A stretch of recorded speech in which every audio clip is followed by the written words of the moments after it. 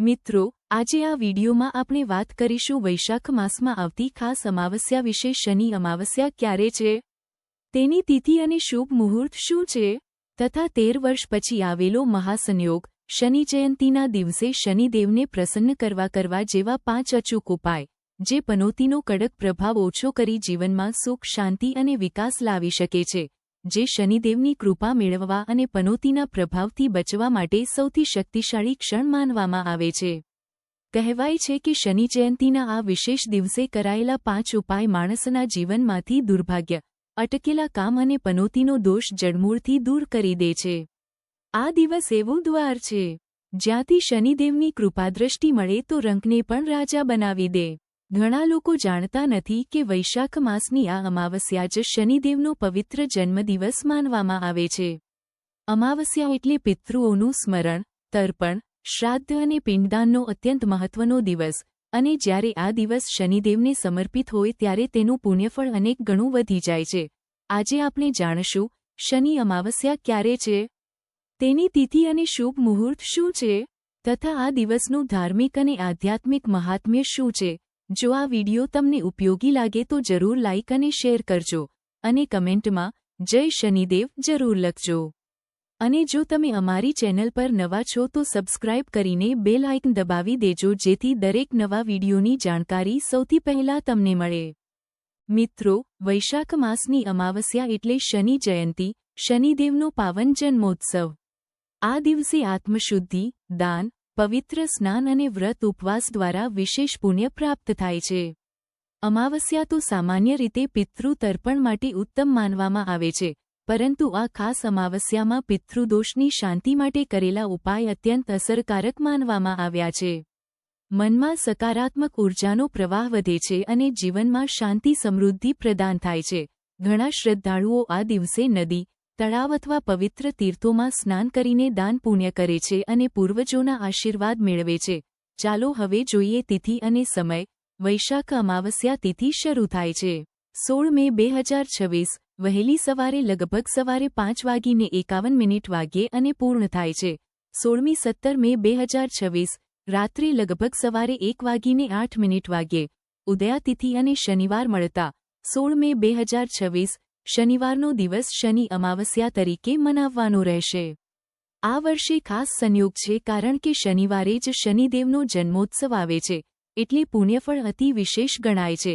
અમાવસ્યાનો દિવસ અત્યંત પવિત્ર અને શક્તિથી ભરેલો માનવામાં આવે છે। આ દિવસે હનુમાનજી, શનિદેવ તથા લક્ષ્મીદેવીની ખાસ પૂજા કરવાનો નિયમ છે। માન્યતા છે કે અમાવસ્યાના દિવસે ઉપવાસ, દાન પુણ્ય અને જપ તપ કરવાથી નકારાત્મક શક્તિઓ દૂર થાય છે અને પિતૃઓના આશીર્વાદથી કર્મેય પણ સ્થિર રહે છે। ભક્તો આ દિવસે વ્રત રાખે છે અને ખાસ કરીને રાત્રે શનિદેવની ઉપાસના થાય છે। શનિદેવને કાળા તલ, અડદ, સરસવનું તેલ, કાળું વસ્ત્ર તથા આંકડાની ફૂલ અથવા પર્ણમાળાનો અર્પણ કરવો શુભ માનવામાં આવે છે। કહેવાય છે કે જેમના જીવન પર શનિદેવની તીવ્ર દ્રષ્ટિ પડે અથવા જન્મરાશિના 4થા કે 8મા સ્થાને શનિ ભ્રમણ કરે, તેમને શનિના પ્રભાવનું ફળ અવશ્ય જ અનુભવવું પડે છે। જ્યોતિષશાસ્ત્રમાં આ પ્રભાવને નાની કે મોટી પનોતી તરીકે ઓળખવામાં આવે છે। શનિની પનોતી જો સોના કે લોખંડના પાયે શરૂ થાય તો માણસ ક્ષણમાં ધરા પર આવી પડે। રાજાની સ્થિતિ પણ રંગ જેવી થઈ જાય। પરંતુ એ જ પનોતી જો ચાંદી કે તાંબાના પાયે લાગે તો મહેનતકશ માણસ પણ માલિક બની જાય, કારણ કે શનિદેવનો ન્યાય હંમેશા યથાર્થ હોય છે। શનિદેવ કોઈને વિના કારણે દુઃખ નથી આપતા, પરંતુ સાડેસથી શરૂ થતી પહેલા માણસને અહંકાર આવે છે, અને આ અહંકાર તોડવા શનિદેવ ન્યાયાધીશની ભૂમિકા ભજવે છે। રાવણને પોતાના બળનો એવો અહંકાર હતો કે તેણે સીતા માતાનું અપહરણ કરીને પોતાના વિનાશને આમંત્રિત કર્યું। રાજા વિક્રમને પણ પોતાના શૌર્યનો ગર્વ થયો હતો। શનિદેવના જન્મની કથા સાંભળીને તેઓ હસ્યા, ત્યારે શનિદેવને લાગ્યું કે રાજા મારા પ્રભાવને હલકું ગણાવે છે। ત્યારબાદ 7.5 વર્ષ સુધી વિક્રમ પર સંકટના વાદળો મંડરાતા રહ્યા।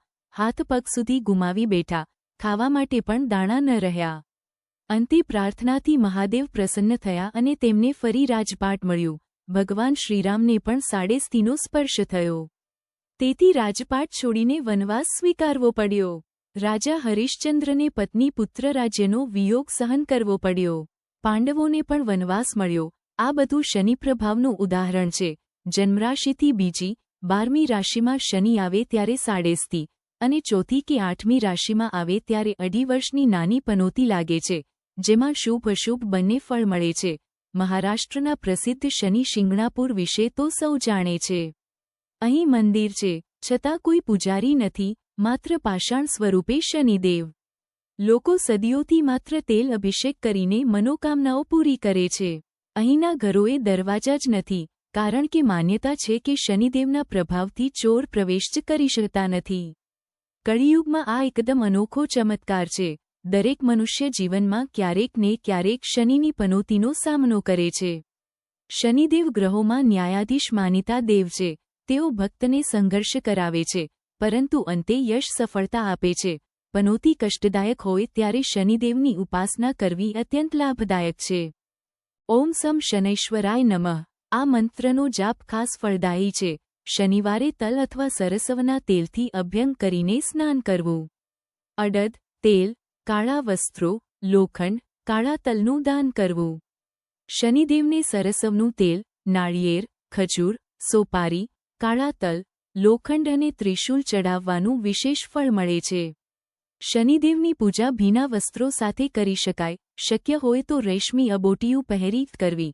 શનિવારે અથવા અમાસના દિવસે હનુમાન ચાલીસા, સુંદરકાંડ, રામરક્ષા સ્તોત્ર આનો પાઠ ખૂબ શ્રેયસ્કર છે. હનુમાન દાદાની પૂજા કરવી. સિંદૂર તેલ ચડાવવું. શનિ કષ્ટનાશક મંત્ર. સૂર્યપુત્ર દીર્ઘદેહો દિશાલક્ષ શિવપ્રિયે. મંદચારો પ્રસન્નાત્મા પીડામ હરતું મમ શનિ.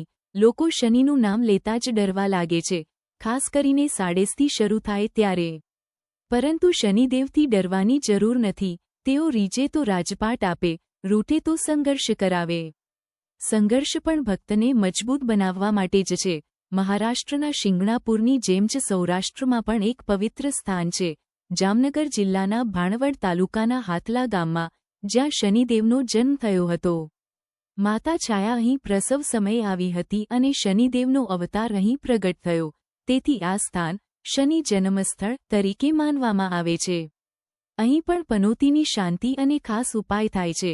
જો આ વિડિયો તમને ઉપયોગી લાગે તો જરૂર લાઇક અને શેર કરજો, અને કમેન્ટમાં જય શનિદેવ જરૂર લખજો. અને જો તમે અમારી ચેનલ પર નવા છો તો સબસ્ક્રાઇબ દેજો. જો જીવનમાં સાડેસથી કે પનોતી ચાલે તો કાળા તલ અને સરસવના તેલનું દાન, કાગડાને અન્ન, પીપળાની પરિક્રમા, શનિદેવને તેલ ચડાવવું. ઓમ સમ શનેશ્વરાય નમઃનો જાપ આ બધું કરવું અત્યંત શુભ માનવામાં આવે છે. શનિદેવના જીવનમાંથી આપણને એક જ સંદેશ મળે છે: કર્મમાં વિશ્વાસ, અહંકારથી દૂર, ધૈર્ય અને સત્યના માર્ગે ચાલવું. શનિદેવ કૃપા કરે તો જીવનની પનોતી પણ આશીર્વાદમાં બદલાઈ જાય. આજે વૈશાખ વદ અમાસ, શનિ જયંતીના પવિત્ર દિવસે આપણે શનિદેવના જન્મની પાવન કથા અને ઉપાય સાંભળ્યા. ચાલો અંતે ભક્તિભાવથી પ્રાર્થના કરીએ. નીલાંજન, રવિ, છાયા માર્તંડ, અવનમામી એન્ક. વાદળી તેજવાળા, સૂર્યપુત્ર, યમરાજના મોટા ભાઈ, માતા છાયાના ગર્ભથી જન્મેલા શનિશ્ચર ભગવાનને સહસ્ત્ર નમન. જો વિડિયો પસંદ આવે તો લાઇક શેર સબસ્ક્રાઇબ કરજો અને કોમેન્ટ